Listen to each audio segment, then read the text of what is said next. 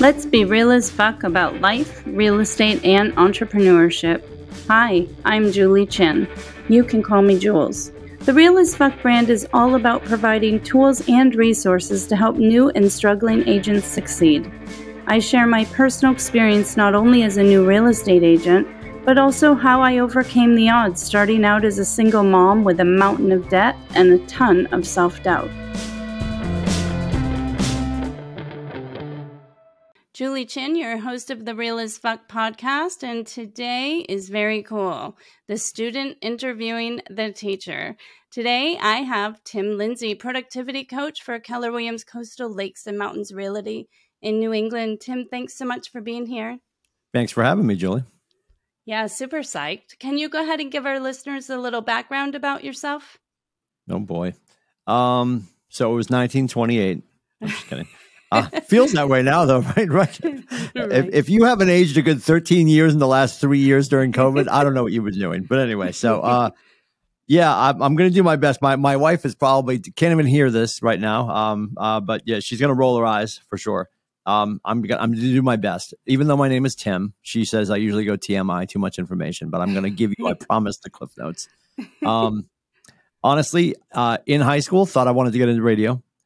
And got sidetracked in the best of ways as a young kid. Was an altar server, involved in church and all that kind of stuff. There was a thing that happened at church where they asked people to write down names of people they thought should choose vocations. From there, I pursued what I thought about doing but didn't feel ready to do. And I went into college and studied my undergrad toward theology and thinking about the Catholic priesthood. And then I realized, no, I want to get married. I want to have short people. I do want to do radio. And that put me out of that and into, at the time, what became originally Plan A turned into Plan B, which was me doing radio. And at my internship in Boston, met my wife over the phone. That's a whole nother episode. Wow. And then later got into radio in New Hampshire at a top 40 station called WERZ. And down the hallway was a guy that you and I both know and love, Nathan Dickey, who was selling air as only he could at the rock station. So wow. the holding pattern of me pursuing the priesthood put me in the path and in the time frame to run into my wife, which gave me a marriage I'm enjoying. I don't know about her. The jury's out. And the marriage I'm enjoying and our two wonderful kids. And of course, it also put me in a path to run into Nathan Dickey that gets you and I here. Right. Right. So super cool. And I think Nate's mindset about me stepping into this role at the company was my background with broadcasting. There's a little bit of Father Tim in my DNA. And then above and beyond all that stuff, it was sort of like the perfect storm for me to come into this role as productivity coach, because there's a dash of therapist. There's a dash of, I have to listen to confessions, therapy, it's very true. to-do lists and all that kind of stuff. And I've really enjoyed it. I joined as an agent in 2010 and took this role in 2014. And here we are. What steered you into real estate? That's so different from what you were doing. Yeah, I mean, when I was doing radio and telling people that my pursuit out of high school and college was studying for the priesthood, and I still tell people now, like I'll tell agents here at the company, and they're just like, "There's no way," and I believe them. Yeah, I dated Jesus for 4 years. We decided to go our separate ways. I mean, I still carry my faith. He doesn't take all of my calls, but yeah. Anyway, so. And then radio for me, it just ran its course. When radio crashed and burned for me, and Nathan left the industry in 2002 and got his real estate license. And then in 2004 ends up opening, he's stepping away from his original brokerage, ends up opening KWCLM. And honestly, radio's over. And the irony is my wife and I never trusted radio to support a mortgage, right? Because it's just so volatile. So radio's over. And I just know at that point, I'm not going to pack my wife and kids up and start chasing my next morning show around the country with a U-Haul back strapped to the car, right? And I was very grateful. From 94 to 2009, 15 years I did radio. I was very fortunate to keep it all here in New England and developed some great friendships. And it was honestly, we're walking out of our closing, Julie, and we're still in Stratford, and we were closing on Stratford, and we're leaving the closing. And Nate's like, "You should get your license," which he's probably said to hundreds of us. Right. Right. And I get in the car, my wife's like, what was that all about? I'm like, I don't know. And that was November of 09. I got my, I jumped into Shannon's class and I got here July 1st, 2010.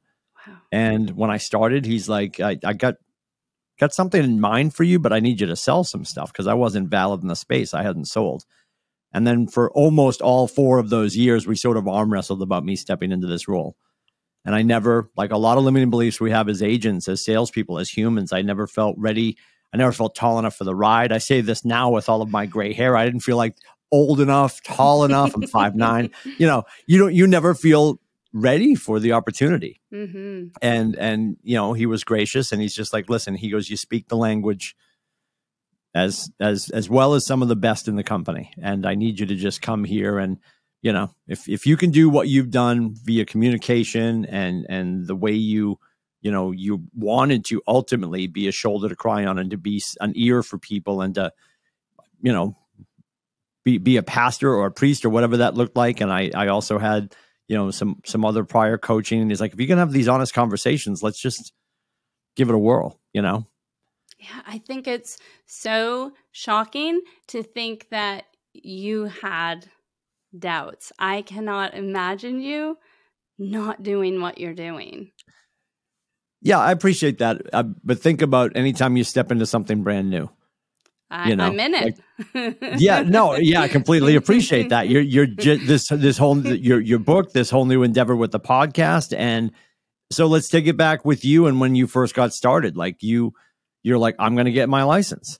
Mm-hmm. I'm going to start doing this thing. And I joke about this with you guys all the time. Best part of real estate, you're in charge. Worst part of real estate, you're in charge. Absolutely. Like suddenly you're your own boss. You're like, I'm not a very good manager. We're still on our pajama pants and it's 3 o'clock in the afternoon, right? We got nothing done. So I think anytime you're starting a new endeavor, there's always going to be self-doubt. I use the Roger Bannister analogy all the time. Roger Bannister and everybody else on planet America didn't believe you could run a 4-minute mile. Then Roger Bannister ran the 4-minute mile. The very next year, thousands of people did it. Right. And I think in the moment where Nathan's asking me to step into this opportunity, I don't really understand at that point. And I'm pointing to it on my desk, the red book and all the blueprints we have, all the systems and models we have at our company. And you have to just be willing to fail forward. My first day in sales, first day of freshman year is like, dude, we're making omelets. You're going to break some eggs. Get over yourself. Like golden rule of real estate. No one's going to die. That's a good point. And if they do die, it might go into probate. It'll probably take longer to close, but you got to talk to your local lawyer about that. Yeah. Talk to your real estate attorneys and closing title companies about that. But it was a brand new thing for me. And it was so fresh. I think I talked about this morning, actually, in a class we were doing.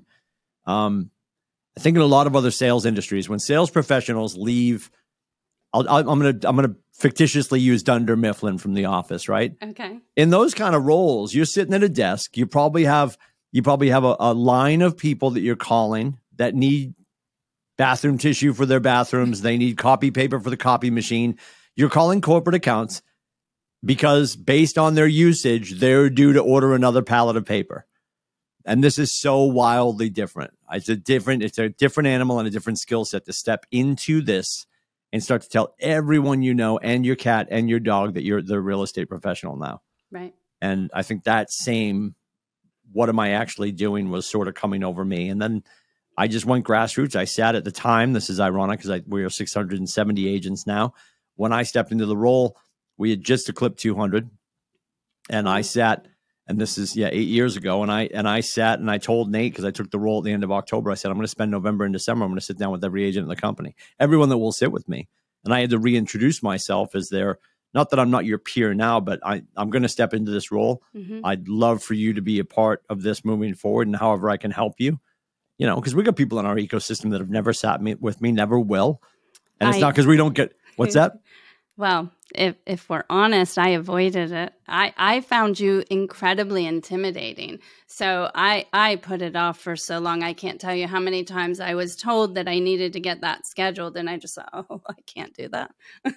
Yeah, I don't know if I want to sit with him. And here's the thing too, and this is what's fascinating, and you know this, when somebody's going to plug into a system or a model, you know, and for our agents here at our company now, It's not that they decided to sit down with Melissa, our tech coach, or sit down with Zoe, our launch coach, or myself. Them doing that, people doing that, all it really is it's a sign that they're plugging into the entirety of the company, everything that we offer, right? So like when people walk away, or people like, you know, and I appreciate that. People were telling you got to sit with Tim. It's not like I'm Morpheus and I've got the red pill and the blue pill and you have to choose. Like, I don't have any special powers.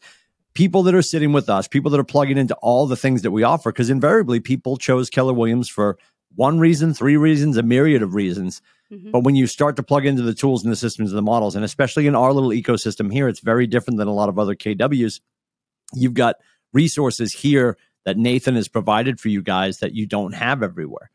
You know, baked in coaching at our market center is not like every other market center. It's wildly different. It's not one of the things at the food court. It comes at a cost, and he just wanted to build it differently. So we had a wildly different environment. I appreciate that you thought I was intimidating. It makes me feel great as a 5'9" male in America right now, where I feel like the average height is 6'7". I'm very excited that I was intimidating. Yeah. Yeah, I wanted nothing to do with you. Well, print those shirts. Yes. Yeah. Yeah. Print those shirts. Coaching with Tim. I want nothing to do with that. Yeah. I was just so nervous. And it's in the beginning, I was so overwhelmed, as are so many agents. And so to sit down with you, I would have had to hear things I didn't want to hear, honestly, or potentially I wasn't actually ready for. So when I did sit down with you, I wasn't necessarily ready, but I was willing and receptive. And that's probably half the battle in the beginning. I think anybody who's in a coaching relationship, the coach is always grateful when the person they're sitting with is coachable. It's probably the most powerful, non-tangible asset is being coachable.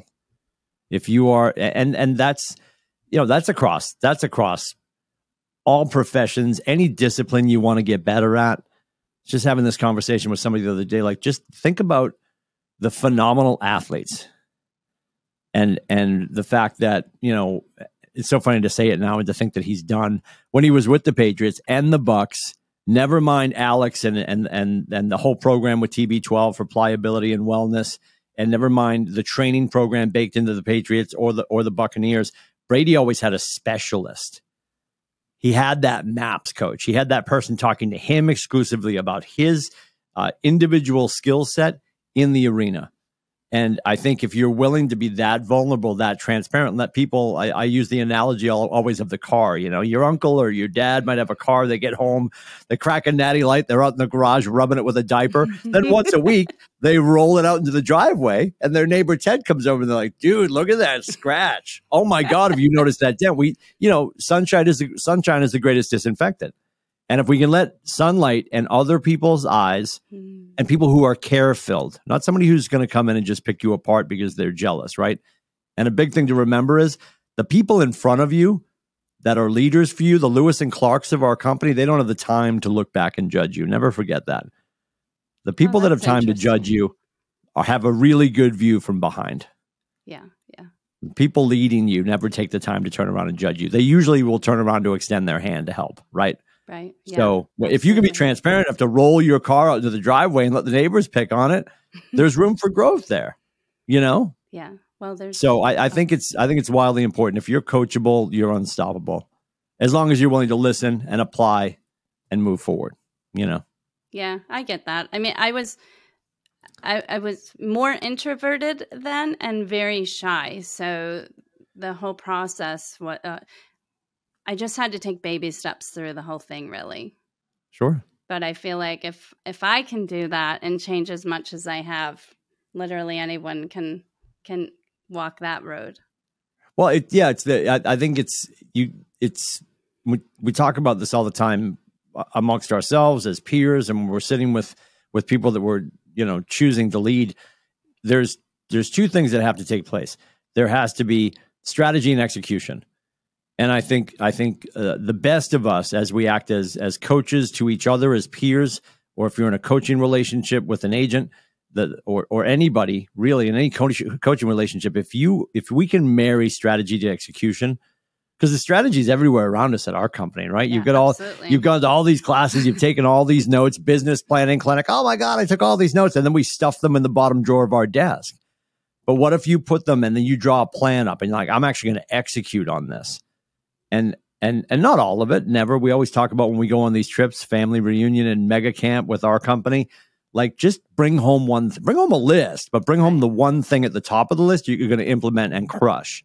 And then you can add the next thing. You've earned the right to add the next thing. And I think strategy and execution, the marriage of that is good coaching and coachable people. Yeah. Yeah. I can definitely see that. When in coaching other people, is there something, specific traits that you notice in people where during that beginning process, you just look at them and you're like, oh, I know they're going to crush it? Yeah. Well, and we've been wrong a time or two before as well, right? And I've thank God I've cured myself of that. There was an agent very early on. Actually, it was before I even took the coaching role. I was on the ALC. Our productivity coach at the time had to be at something else, and she asked me to run the mastermind. So I went in and you know, even the people that met me 14 minutes ago, Julie, you can figure this out. Do the math. I'm Tacosaurus Rex, right? So I'm working this agent on the other side of the table through this particular objection. And I turn around, and this agent who's still with us and wildly successful, and I love him to death, he's behind me doing like the clapping hands like I'm Tacosaurus Rex. And I turn around and I said, well, clearly you want your turn. And we went through his stuff too. And I sort of labeled him a bull in a china shop. And it's because I was projecting on him. There were qualities in him that I admired. Mm-hmm. I was sitting there at that point, you know, in my mid 30s at that point. Probably a piece of me was thinking, he's 12 years old and he's already started. Like, I look at that every day. There's so many agents in our ecosystem that like, I just graduated 8th grade. I'm like, good for you, whippersnapper. Go out there and print money. So I've certainly failed in that. I think, you know, coachable can be such a loose and flowing term. One of the biggest things, and I've always asked this, and I don't know if you remember this, when I sit with people for the first time, Zoe and I both do this. Get me from high school graduation to this conversation. That's why when you asked me for the update, I sort of started back. Well, because I was trying to give you the clear picture, right? Yeah. And I didn't go super deep. We're not going to go super deep, but I've created the habit of asking people for that, because what you can find out in that short conversation, you can learn a lot about them. And I'm going to find out in that brief moment too, Julie. I'm going to hear, is there a history of success or is there a history of victimhood? Ooh. And I'm not saying that people can't have circumstances that are challenging. That can be true across the board. But if I'm talking to somebody and they're just like, then I was at McDonald's and the fries were too salty. And then I went to Burger King and the King's hat's so stupid. Then I went to Wendy's, too many freckles. Like, if every time they left, it was the problem, the company's problem, what do we know? I know I'm about to be the next problem. Right? Absolutely. But when I'm listening to somebody's history, and I'm realizing every logical next step for this person in their iteration of growth was because it was natural that they were going to climb another rung higher in their head and their hearts. Now I know I'm going to be part of that journey, not part of a police report. Right? Right. Yeah. And you can find that out very quickly. And I got really good. I got really good at, being pretty good with having those conversations. And it's all changed so much because when we went into COVID, we went 4,000% to Zoom. For the most part, though, I got into a rhythm where when I met somebody, if we were going to, you know, continue the conversation, they'd come in and talk to me here. And invariably, at some point, I would shoot a text to the front desk to prepare paperwork so we could then sign them if that was where they wanted to go. Or I would just walk them to the front door and say, we'll be in touch. And I didn't do that often because I don't reserve the right that I've decided whether you can make it or not. I can probably, off the top of my head, there's one girl that jumps off the page at me probably about 3 times in the last 14 years that I walked to the front desk and the person at the front desk knew what I was doing. I was releasing them back into the wild. Go young lad, go young lass in full t-shirts at Kohl's. Yeah, because we don't need that. Because when I'm doing that, I know in the grand scheme of things, they were just language is important. just had a conversation with somebody today, and they're just like, "Hey, so I don't know, are you guys hiring?" Like I get on top of people's semantics very quickly. We don't. We aspire to attract talent. Right. We don't hire people, right? Yeah. When you come to a real estate company, at least the way we play in our space, you don't come work for Keller Williams. We are working for you. You're powered by Keller Williams. So just their language alone, and I think linguistics are really important. I'm not judging people's grammar. I'm not marching around like the Grammarly place, but the way people speak and carry themselves and tell their history of success is, you can find out so much in that simple question of, get me from high school graduation to this conversation. Yeah, you're right. It's amazing. I hadn't thought about it like that. And I can see moving forward, having conversations with people and having that tucked back in my head. I think that you can avoid a lot of situations by really being in their conversation. Yeah. Yeah. Yep. How they, and in person is really important. I think a lot of people complain. I know a lot of people that are listening are probably like, yeah, I'm tired of Zoom too. I think Zoom, there were 3.5 blessings that came out of COVID. Zoom for our industry was one of them. Yeah. Right. The power of, our power as community in real estate, we're communicate, educate, facilitate. And the power of your words, 7% of our power is the words we choose. 43% is the tonality and passion we deliver them in. And the additional 50% is your body language. And absent being in the room with somebody, Zoom provides the opportunity. If somebody who's listening right now was reading what I'm saying, they'd be asleep already. And I get that. I bore myself, right? But if you're watching Julie and I interact, that's a whole nother level. But if you can hear the way we're speaking about the passion of our roles in this industry and how we enjoy coaching people forward, that keeps you engaged. And if it doesn't, I appreciate if it doesn't too. I'm not going to be everybody's flavor.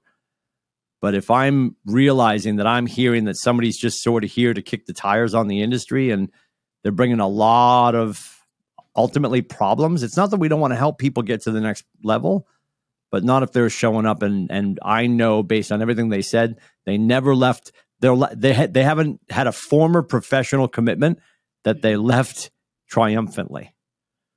That's what you need to examine. Yeah. Right? Yeah. Yeah. And I picked burger joints to make all those correlations. I'm not picking on burger joints. People should know your next great hire is probably a barista at Starbucks. For sure. Some of the absolute best talent on the planet in nurturing relationships, because they know you're about to pay $40 for a coffee and you have to wait 7 more minutes for your bagel to get toasted. And you're in a full-on relationship with them. Like, where are you going? Oh, we're going golfing. Oh, I love your hat. They do a great job. So we can find talent anywhere, and we can also not find talent anywhere. Right. Absolutely. Do you feel that having the years that you did have as an agent have molded how you coach? Yeah, I think and to Nate's point, and I think it's true. And I also know I fall in a category that is very different, because when he asked me to take the role, as everyone on our staff that serves our agent body, we're always, if we were in production, if our role, suited us to move into a move out of sales and into that role, he asks us to, relinquish that. I had my Mass license, grew up in Massachusetts. I had my Maine license and my New Hampshire license, and I released the 2 of them and kept New Hampshire just for referral purposes. I think if I hadn't gone through sales, if I hadn't had, I have one transaction in particular that absolutely ripped my soul out. They questioned my integrity and my work ethic and all that kind of stuff. If I hadn't experienced all that, I couldn't sit in the mud with you guys and have the conversations that you guys are bringing to me. And because I think it's very disingenuous when somebody's like, yeah, I know how you feel. And I'm never going to know how the agent across from me feels with something that happened yesterday when I stepped out of production 8 years ago. But a big part, I'm glad you brought this up, a big part of what we do is, you always hear me use this script, feel, felt, found, right? And the correlation of feel, felt, found is feel is empathy. Felt is authenticity. And found is logic. And I wouldn't be able to say, hey, Julie, I understand how you feel. I felt the same way, and then draw the correlation to something that happened in my sales career, or put you in a commonality group of other people I'm coaching that are going through this right now. And that's the authenticity. I'm lowering my guard and letting you in on my story too, but then bringing you to logic. What we found is when we behave this way, success or whatever's on the other side of it. So I think, yeah, do I have a storied history? No. Was I ever high-fiving Gary on stage? No. Was I a consistent capper and on the ALC? Yeah. I did good business. I wasn't lighting the world on fire. But I think I think the fact that he hasn't walked me behind the barn yet, maybe it's tomorrow, but yeah, I think I think I found my spot. I don't know. I think the fact that I did what I did and sold for that handful of years made a big difference, because I can reflect on that, and I can have those stories to go back to. And I know there's kids that are going to come in and coach with me that may never hear me reference when I sold and maybe wonder if I ever did. But I think at this point now, I'm very happy that I had that time. And again, maybe it wasn't enough because I fought him. I fought him so bad on stepping out of that and into this because I didn't feel ready. And I think there's going to be a piece of you that every day you should always wake up with, because we're always aspiring to be the next version of ourselves. And I think a lot of people will always battle, no matter what you're doing. You hear this term a lot as of late, imposter syndrome. And, and I hate the term, or I hate the phraseology of fake it till you make it. I think you had the wiring of greatness at your birth, and you're just finding your version of you every day. I also believe in the fact that you can feel like you are faking it till you make it, or you're feeling some sense of imposter syndrome, because we are always growing. If you guys came in and I wasn't going to trainings and get my face punched in by my MAPS coach and all these other things to be better for you, then I wouldn't be growing, and I wouldn't be a servant for you guys. I wouldn't be of any assistance. So I think it's important that, we keep all that in check. And if you are, people say this all the time, well, it's good if you're nervous. It means you care. I get that. And we talk about this when we talk about self-mastery. When we talk about self-mastery, it's not mastery in a certain discipline. It's mastery of you in that discipline. And, amateurs might have butterflies in their stomach. Professionals have butterflies flying in formation. Love that. And right. It's the same analogy as when we talk about scripts or getting prepared for your next listing appointment. It's amateurs practice to not get it wrong, and professionals practice to always get it right. Like the amateurs are trying to avoid the pitfalls, and the professionals are working on, how do I plus that and surprise and delight my next candidate, my next guest, or my next client. Yeah. I truly believe every experience we have is lining you up for that next one. There's there might be chance in there, but I know for me personally, every single thing I've done led to the next item. So as you know, I was in the middle of a divorce, and I couldn't, I'm trying to figure out, okay, how am I going to support my kids? So I had my mom in my head from when I was young. You've got to go to college. So that was the first thing I did. Am I using that degree? No, but it took me going to college and graduating at the age of 50 to have the confidence to take the real estate exam, which I'd been avoiding for almost a year because I was so afraid of it. So like each part, I wouldn't be where I'm at right now and trying something new and attempting to reach out and offer value and be of service if I hadn't had all the other steps in between. I mean, the first time we met, I was pretty quiet. Yes, ma'am. Yeah. Yep. And now I have the massive blessing to have an agent, a team of new agents that I get to watch grow. And my shyest person on the team this morning in our team meeting said, I'm going to start cold calling. And another one said, I'm going door knocking Saturday. I could have cried. I was just so impressed. It's the greatest feeling ever. That's awesome. Yeah. Yeah. Really, really awesome. I would like to speak to new agents. That really is your forte. What do you think new agents should be really focused on that first year or two, your choice. I know there's just so much time in there for them, and it's personal too, based on their drive and what they're bringing to the table. Yeah, I think, the problem with everything going on in our life right now, and with the instant gratification of social media and Amazon, we're annoyed if I order Amazon and it doesn't show up the day before I ordered it, right? So we have created an instant gratification society, and I think if you're coming in, no matter who you are, but if you're a freshman and you're coming in new to the industry, the only thing I consistently hear from most agents, and our fearless leader would say this, Nathan Dickey would say this for sure. He did a great job when he was selling, and he absolutely could have done a better job and that much more if he had focused on his database. And it's so funny because all the greatness of our future is coming from all the most boring words, right? The mundane, everything amazing you're going to do in your career in real estate lies in the mundane. Our agents don't want to hear us say the word database. They don't want to hear the words lead gen. And it's funny, earlier you said cold calling. I always challenge our agents when they say that. I have to figure out who it was. Was it Marissa or Sarah? Who was it? Yeah. Marissa. Was it Marissa? So if you when somebody says cold calling, I always challenge them to say, tell me more about that. What is cold calling? And I know what they mean. They're like, maybe they're going to call unmets and just try to start to build and nurture a relationship. I get that. That is, but what we all need to remember, Marissa especially, this will be on the quiz later.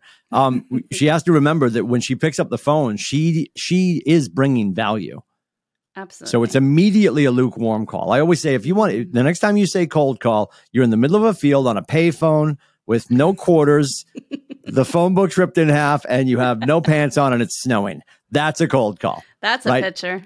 that you'll never forget. No one will ever forget that. That's a cold call. Absent that, when I pick up this phone, Julie, and I talk to the people that I know and love and trust inside this phone, and I make them the topic, right? So as you're getting started, I'm going to tell you to focus on database if you're just getting started. Above and beyond that, I know the lure of the industry is you can write a check and send it to certain different companies and they will send you leads. And I appreciate there's a padding in there and there's an assistance in there. Absolutely. The heirloom seeds of your greatness in this career are already in your phone. And when we start to empower the people that we know and love and trust, and this is the problem with HGTV, my favorite network ever, right? They're miseducating everyone in our life about what it's like for us to be us, right? Right. Because when I ask people, and I'll ask you, Julie, and ask anybody that you work with, hey, if you were to open a restaurant tomorrow, would your friends show up and support you? And by and large, the answer is like, well, of course. Well, yeah, for the human intellect, it's like, well, okay, Julie opens a restaurant. I go, sit down, order food, chew, over tip, leave, rave on Google, rave on Yelp, right? Rave everywhere, right. And then tell my friends and then go back. It's very tab A, slot B. When we own a real estate business, and even when our agents tell us, because I say this to you, I say this to everybody, you have to tell everyone in your life 7 times you're in real estate before they forget. Somewhere between the 7th and 20th conversation, the people in our life become transactional and have a level of trust with us. So even when you tell me, hey, Timmy, everyone on my phone knows I'm in real estate. Cool. Now I'm going to flip the script on you. On the other side of that coin, the people that know what you do they understand how you do what you do? And by and large, the answer would be no. Because most of your friends that know you're in real estate probably think you walk into the building, there's a unicorn you can ride, there's soft serve ice cream, and then there's money and willing names and numbers shooting out of the wall. I'm just going to call a few people. They're going to make a few offers on some $8.9 million houses, and then we're going to go get a skirt steak with a lobster tail. And then I wake up tomorrow and I do it again. And there's no show on HGTV, right, Julie? No show on HGTV of us grinding on the phone for 30 minutes. Because that's not glamorous. Right. Yeah, you're right. We perpetuated in our society the overnight success, and that's just bullshit. Yeah. Because you never saw this person grind. Yeah. The fact that I celebrate the fact that you're telling your story because you're telling the story behind the curtain. Like, oh my God, she came out of left field. She's got this company. Now she's got a podcast. Now she wrote a book. You know what I mean? Yeah, you didn't watch Julie cry herself to sleep. go through a divorce, decide to go to college, bet on her, do all this. You don't get to judge me, right? And again, the man in the arena, right? You can sit in the stands and judge the person on the field. That's freaking easy. Strap up a helmet, throw on some eye black, get in here with me. And if you're willing to do that, cool. Then we can talk about the dents in your Corvette after you roll into the driveway, right? Yeah, yeah. But until you're ready to be that transparent, then we got nothing to do. So it really is. I know people don't want to call the people in their life. I don't want to come across as salesy, so don't. Yeah. It's the easiest script on the planet. It's the Adele script. You know what it is? Hello. Right? And then what follows after that? A natural, organic human conversation. They're eventually going to ask you about work. You're going to ask them about Liberty Mutual. Then they're going to ask you about work. And if they don't know you're doing real estate, hey, you know what? I'm not there anymore. I actually got my license. I'm with Keller Williams now. And this year I want to help 36 families. Who do you know that I should know? Who do you know that I should serve? Right.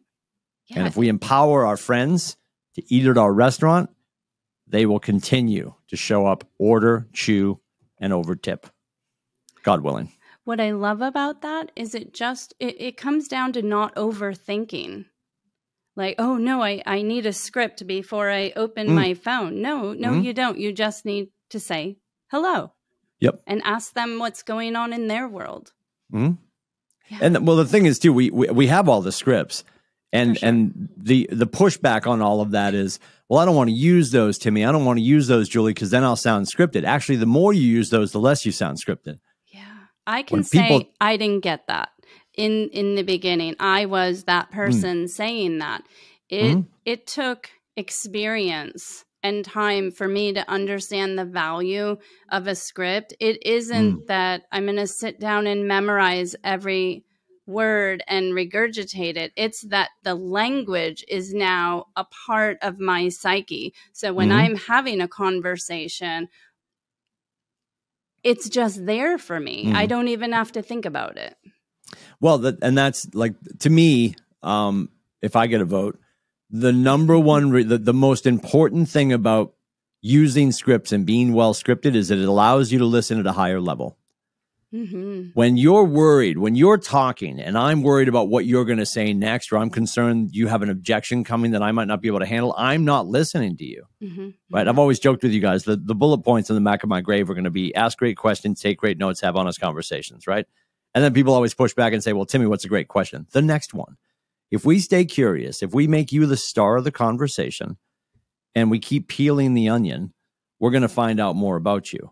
You know, and if we're doing that on a regular basis, there's no end to that. It's like a philosophical conversation. It's been going on for 1,000 years. You're just stepping in this moment. And if you constantly stay engaged and call your people, happy birthday, saw you got a new dog, congratulations on your daughter's graduation, exciting you got the new boat. If you keep showing up as a leader servant in their life and as the mayor of your town, when they become transactional, you'll be the no-brainer. You know, but if we're concerned that, well, when I use scripts, I sound scripted, I'd ask everybody to think about your favorite movie. And then in the science of movie making, logistically, where does every movie start? After the writer writes the script and the screenplay, you got a bunch of people at a big table, some of whom have never met, reading words for the first time. And then it goes from memorization to internalization, you know, and then they get to exercise those words. And as soon as you move from the internalization to the exercise and they start to say those words and they add their emotion, we know this from Bold, right, Julie? You love Bold so much. Logic makes them think, emotion makes them act. And when we can romanticize what we do for a living and not say, hey, do you have someone I can have a transaction with? Sounds like a bad drug deal. Right. Or, hey, Julie, who do you know that I should know? Who do you know that my team could serve? And we change the way we speak about what we do, we're going to get buy-in from people. People want to feel good about that. People do feel good about that. In the worst part, in the last 3 years, the country was going through such hell with COVID. And some of our biggest organizations that do fundraising, I think the Red Sox with the Jimmy Fund during COVID made some of the most money they've ever made. People are dying to do good for others. Whether it's charitable giving or just saying, hey, my friend, let me know that I can actually move the needle on her business. I didn't know that. Now that I know that, And the simple way to put it, if you want to just have it, because it's the proximity effect. If Marissa's out with her friends, or Marissa's at Planet Fatness on the treadmill, and they're running next to each other, she's thinking, well, I know Stacy knows that I do real estate, but I don't, like Tim said, I don't think she understands how I do it. So you have to have that uncomfortable conversation. Reach over, stop her treadmill, and be like, hey, Stacy, real quick. I've been thinking about this. I've failed you. You know what I do, right? Yeah, Marissa, I know you do real estate. Hey, do you understand how I do it? Well, yeah, like people come in, they bring a white cotton bag full of money, and you go shopping. Well, no. What I need you to do moving forward, Stacy, I'm glad we're having this talk. If you're ever out in the wild and you hear somebody say real estate in between two periods, I need you to tackle them and call me. And as soon as we make that very clear, and maybe for some of your friends, like, you want to come to the office and see what I do? You can put on headphones and watch TikTok while I make phone calls. I want you to see what I do before lunch. And that would be massively empowering. I think the sooner you can get buy-in from your people and employ and enlist their help, and then just own that what we do, this just in, before lunch, it's a grind. Yeah. It's mundane and it's super boring, but it leads to exponential growth and whatever you want it to look like. Gary says it all the time. You can be wherever you want in 5 years. Anywhere. Look at you. Yeah. Yeah. Right? Yeah. Yeah. I wouldn't put your head down. I wouldn't have thought I'd be where I'm at right now. What I did know, though, is that no one would outwork me. I don't have a limit to how many hours I need to work in the day, or what I need to do, or where I need to go. I'm good with that. I'm the drive and my energy and everything I need to get me to where I need to go. I have control over. I just had to get out of my way because I focused on what I didn't want to do. I focused on, I think, the fear. I had to work through a lot of fear coming, not out of my marriage, but into the world of the working, because I'd been a stay-at-home mom for over 20 years and homeschooled my kids. At some point, the realization hit for me that I have the skills. If just focusing on what I needed to do to run my house and my children and school 3 kids of different personalities and learning styles and likes and dislikes of the academic world. And then cleaning the house and getting the meals out. And, there was a lot of multitasking and organization and time management. And I don't even have to think about those things because they're just literally who I am. But the other stuff, I had to get out of my way. And I see that in agents, and I can meet them there. And that's, I could go after seasoned agents for my team. I'm not saying I would turn someone down necessarily, but I really love the new agent, and that's what I've done. And obviously it's a risk, right? They come on board, they figure it out. They're like, okay, thanks. No more double split. See you later. Sure. Yep. But I have come to terms with the fact that I don't care, because like what I'm seeing right now with some people on my team, it's the most rewarding thing I've felt since joining real estate. That's awesome. Yeah, it just is. Like, I just wish I could just pop them in here and have them share some stories. And, it's because we talk every day. Plus we have our team meeting every once a week. And in addition to that, we do goal sessions. So we're staying on top of everything and their tasks and keeping them accountable. And so I'm intimately involved in what they're thinking and where they're at each moment. So to see the growth is really, really cool. And I'm sure you go through the same thing. Yeah, it's interesting to watch somebody come in, to your earlier point, with like so much self-doubt, even though they're excited about it.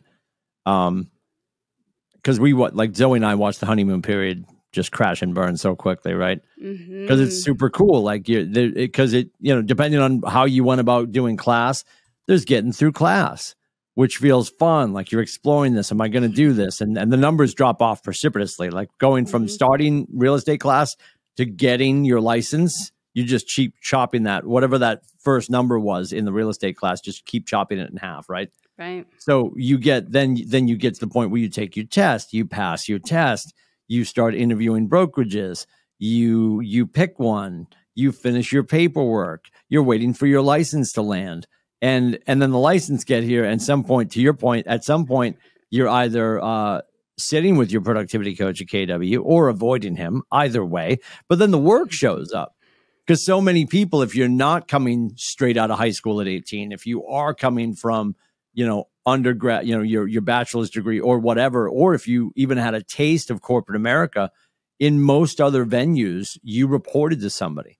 In most other venues, you're like, no, I actually want a cubicle. I need somebody to yell at me and tell me to do my TPS reports. Because when you're sitting at your desk, you're like, I'm in charge. And we joked about this earlier, like, oh yeah, I'm in charge. Right. Like, what does it look like?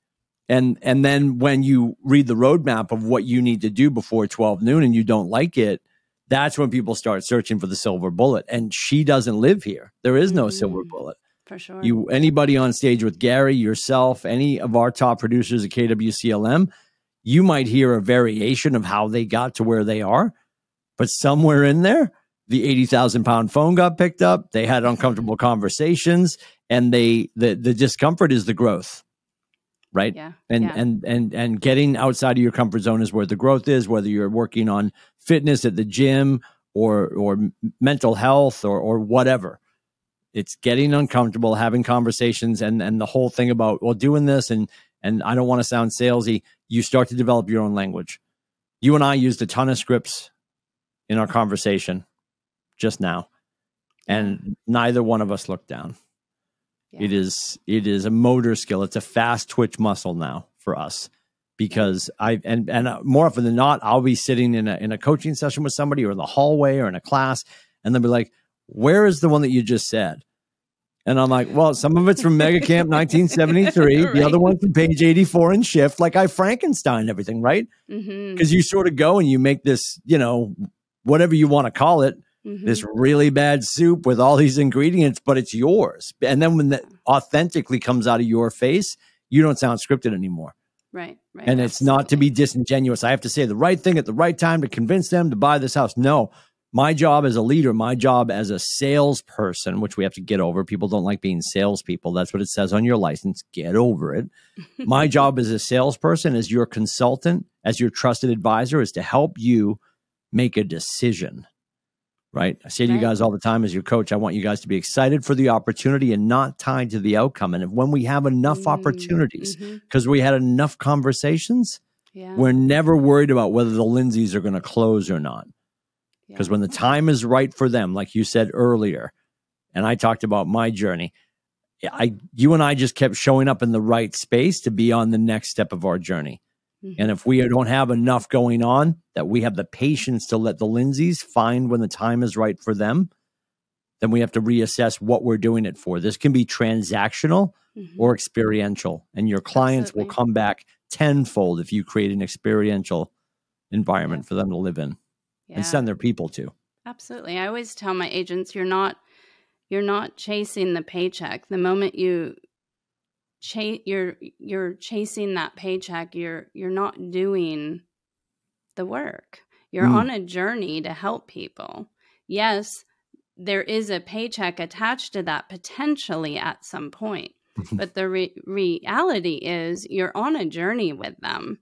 Yeah. And I always tell my clients, I'm not in a rush.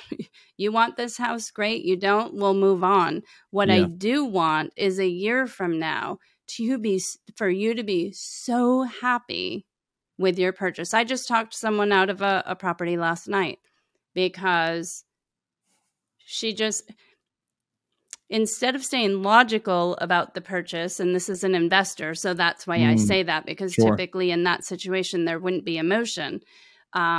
This individual was getting very emotional and even brought up the word anxious a couple of times on her own. And I said, look, these are red flags that you're speaking to me like this. So I suggest we rescind your offer. I don't think that this is the home that you're going to be happy with. And then so she slept on it overnight, and that's what we ended up doing. But that's what's best for her. However, if I was chasing that paycheck, I would have been talking her into this purchase that isn't right for her. Yep. And at the end of the day, I need to live with myself. And I always focus on, do I feel like my client is going to be happy with their purchase? Right. And I would say, wow, when was it? 2020, 2021? There were just so many different factors going on, but people were getting so discouraged on the buy side. I'm speaking of putting in offers and waiving this, that, and the other thing and putting their kids up. And they lost sight of what they really wanted in a home. It became about the challenge and the competition. So what I saw as my role during that period of time was reminding them what their boxes were when we first spoke. What do you want in a home? Because you're settling now. And so I'd bring them back around. And some of them still haven't found a home. And I don't care. That's okay. As long as they're happy, we're just on that journey together. Yeah. I love that you use the word anxious. I've always said to people, whether they run into this objection with their clients or even they say it, anxiety usually only exists where there's lack of a plan. And for your clients who, and you could call it cold feet or whatever during the transaction, if your clients are feeling anxious, it might be because you're off your plan, to your point, right? Right. So it's either due to a lack of, or we're way outside the guardrails. Yeah. And being okay with bringing it back and having that conversation and making sure that, because this happens too when you're working with a buyer for an extended period of time. And it's always challenging when you're working with a couple because they've had conversations. And I don't know about you, but normally when I work with couples, I'm not usually sleeping in between them at night. I mean, that'd be a whole nother thing. Yeah. Burning Man. Yeah. Anyway, so I've never done that. But they're misremembering that you weren't there that night when they had the pillow talk. True. And I'll have to be like to the Joneses, like, hey, wait a minute. I feel like we're looking for different things now. When we got started, your top 3 things were X, Y, Z. They're, yeah, that's right. You weren't there. No, I wasn't there. Right. Right. And you got to you have to reset the conversation and make sure you're on the same page.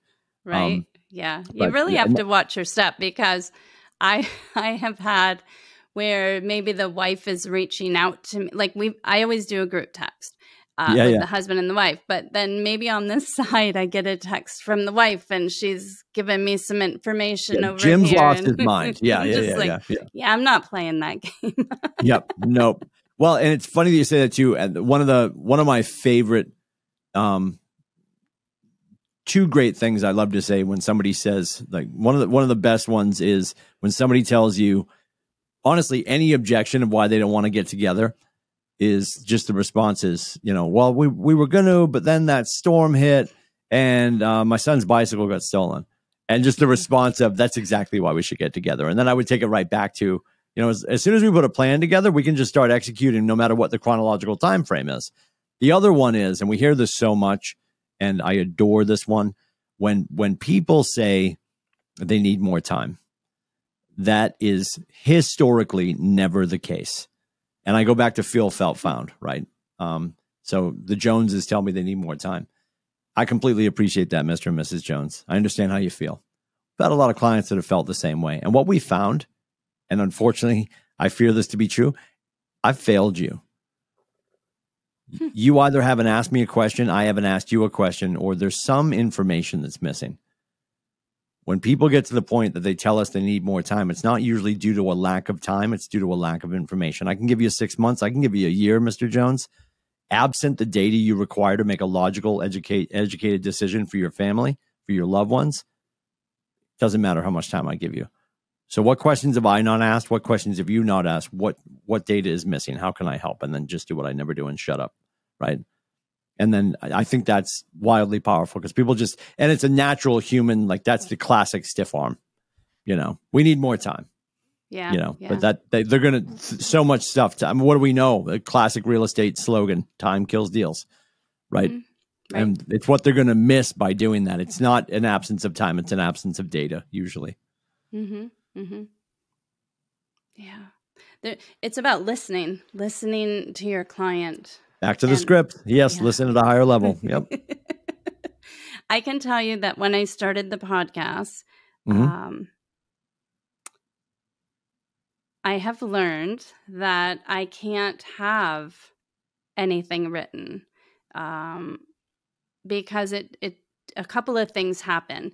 I get almost paralyzed by those words on the paper. So I'm over here looking down and trying to get my thought, together. And more importantly, I'm not hearing you. I would be very focused on, okay, great. What's my next question? Okay. He's almost done talking. Okay. And Tim. And then I have all these filler words I noticed I was using, which I think we all have some that are just standby, but I was literally doing it because I wasn't in the moment hearing you, because I was so anxious to make sure that I was doing well on the podcast and for the listeners and for my ego, that I wasn't in the moment with whoever my guest was. So, you're going to be podcast number 7. So I'm getting better and better as 7. I go. Yeah. Well, and I appreciate that. You make such a great point. The irony is I had a project I was doing a while back with one of our dear friends, and I'm going to be bringing it back. I'm going to be bringing it back soon. And ironically, I titled it Unscripted because, the irony is my whole role is being scripted, but I'm going to do this. I'm going to do this little project where I just bring people on and talk to them about their lives in general, just straight up interviews. And I've always, and I have another, project I do with my friends that we've been doing. These are all guys I did radio with. So we have a sports podcast. Yeah. And in with both of these, I use a tool that you can use with Mac. It's Ecamm, and it's basically fire and go. We actually did the sports one earlier, just after school finished. We cut it right before I got on with you. And I know I'm much more authentic in that moment when we're just like, and don't get me wrong, we'll sort of, before we hit play, we're like, what are we doing? Celtics, like, what order are we going in? And then we just fire away. Yeah. And for me, the lack of brain damage for me at my advanced age, so I can just walk out of the building when I'm done. I literally have to go on, name the episode, and we're done, because we're cutting it in real time. When we do ours, it's going straight to Facebook, straight to YouTube. Oh, gotcha. And I found for me, like, you've met me, like, I'd rather just roll. Yeah. I'd rather just roll. Like, have some bullet points maybe for some of the sports shows to make sure we get to certain things. Right. I say that. Didn't do it tonight. Can't remember the last time I did it. And there might be imperfection in there, but I will take the imperfection. I'd rather have the imperfection and not lose the authenticity. And I think when we just get into a conversation and a flow state of conversation, I think the listener is more attractive. They get the sense that they're part of something. I don't know if anybody listening, ever listen to Howard. Howard Stern had his heyday. And, for me personally, and it's not because I suddenly hit the ripe old age of 79 or anything, for me, during COVID, they left the studio and it broke down. The magic for me broke down. And I believe this to be true. I think Staff is back in the building in New York. He's still in his studio on Long Island. And he'll have guests go in and sit, and they have a conversation with them over microphone and screen. But the whole dynamic that made me love that show way back when is gone. Right. And I'm just thinking, like, I think when you let people in, if you have a favorite morning show, or if you have a favorite program that you like to watch, or a podcast like Julie's that you like to listen to, it's because there's a sense that you get to sort of eavesdrop on two friends just having a conversation. Yeah. And when you can make that magic happen and have other people, and this creates that, absent your relationship with them, all they have is your reputation. Mm-hmm. I always use Bradley Cooper because why not? I love him too. Like, this is why women tackle Bradley Cooper in the street. And they're like, oh my, because they feel like they know him because they've seen him, heard him, watched him. They think they know all of his idiosyncrasies, right? Mm-hmm. So when you walk up to somebody who's famous to you, who you've had this connection with because you've seen and heard and all the things, if you can create that with your listenership and your viewership, I think that's the magic of doing so. And I know there's people that they completely script their podcasts and they do a ton of post-production. I'm the king of let's just hit the button and see if nobody dies. Like, let's just go. Right.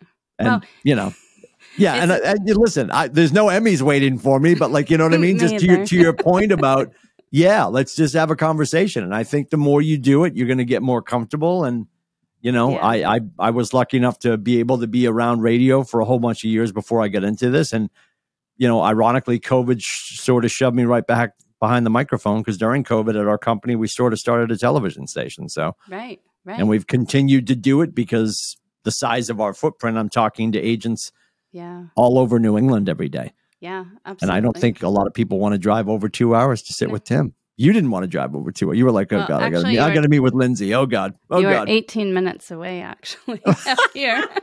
Oh, even when I was in North Carolina, you're like, I got to text him and tell him I have a hangnail. I'm there tomorrow, kid. I'm there tomorrow, by the way.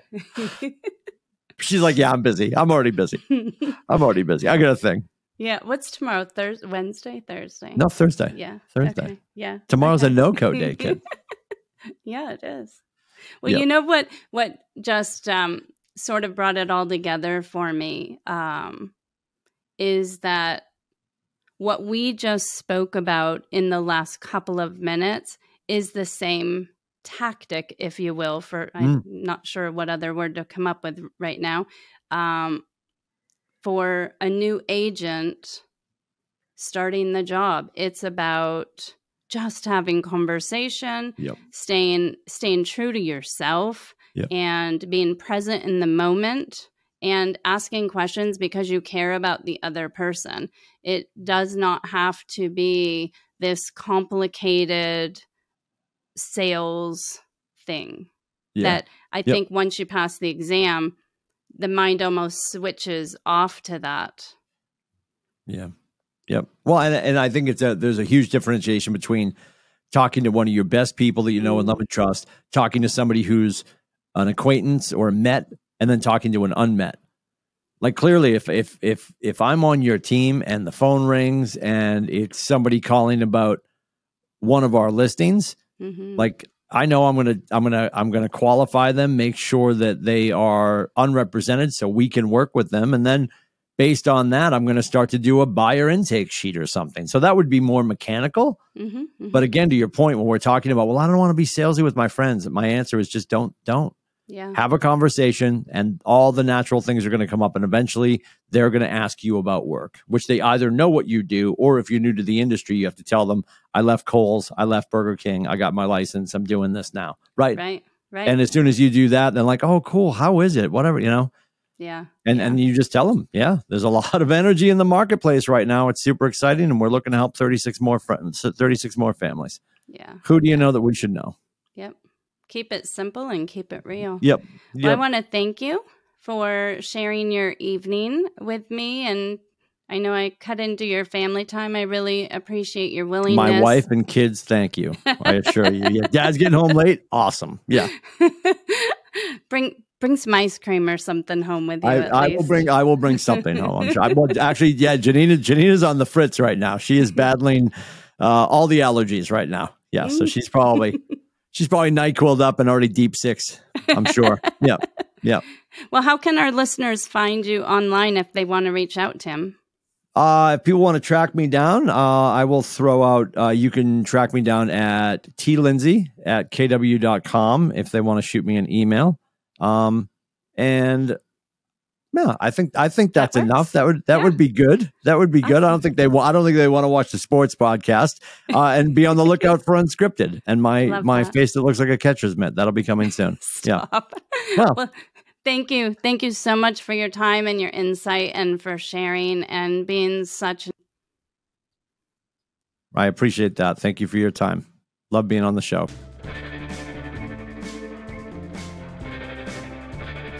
Make sure you subscribe to our Spotify channel so you get updated every time we drop a new podcast, and check out our website at realafprogram.com.